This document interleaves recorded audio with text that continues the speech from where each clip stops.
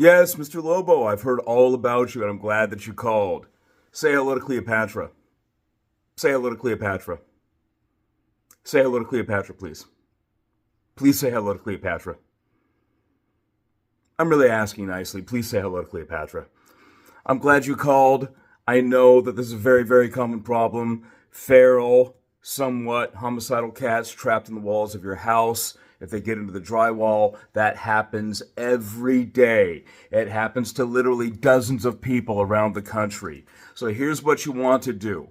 You want to go ahead and act fast, because if you don't, it could result in the cat spraying, marking, having impacted molars, and virulent anti-Semitism. So you want to go ahead and get on that right now. Now, to lure the cat out, the first thing you have to do is build a scale ladder all the way up to the nearest opening in the wall. And if there is no opening in the wall, you're going to want to take a sledgehammer. You're going to want to get a number 3A from Home Depot, and you're going to want to bash a hole in the wall as hard as you can. You want to make sure not to upset the cat while you're bashing a hole in the drywall, because if you do, then the cat can result in many, many different problematic behaviors, such as more feral behavior, attacking other household pets, starting a blog. So there are many things you want to avoid here. So when you bash a hole in your wall, you're going to want to make sure that it's at least 6 by 8 inches.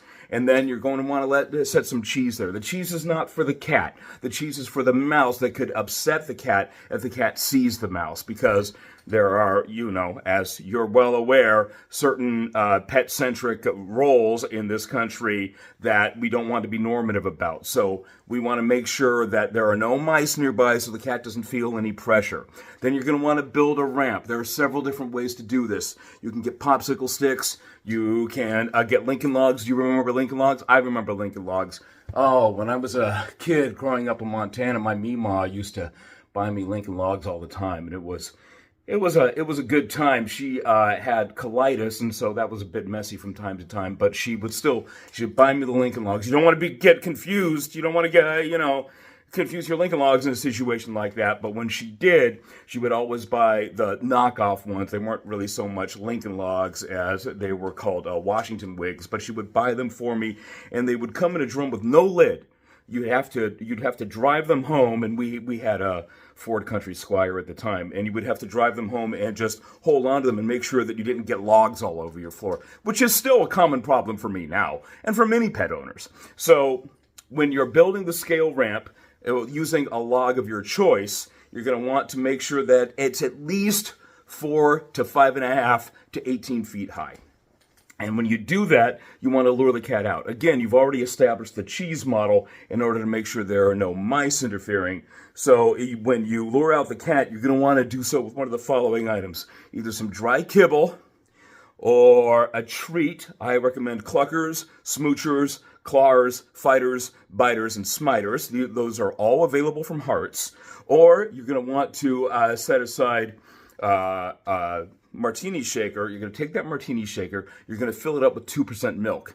You're then going to go and get some imported anchovies. Domestic is not going to work. You're going to want to travel to perhaps your local Nugget, your local Sprouts, your Whole Goods, your Trader Joe's, your Lobster Dick's, your Famous Freddy's, or your Racist Ron's.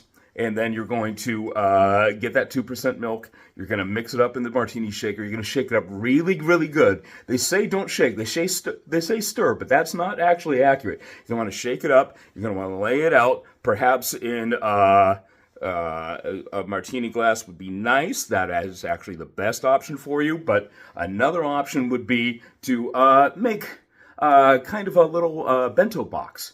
So you put the martini in one side of the bento box, and then on the other side of the bento box, you're going to want to, an aperitif, perhaps a wine wafer, maybe a communion wafer if your cat is Catholic. That's something you actually should have told me ahead of time.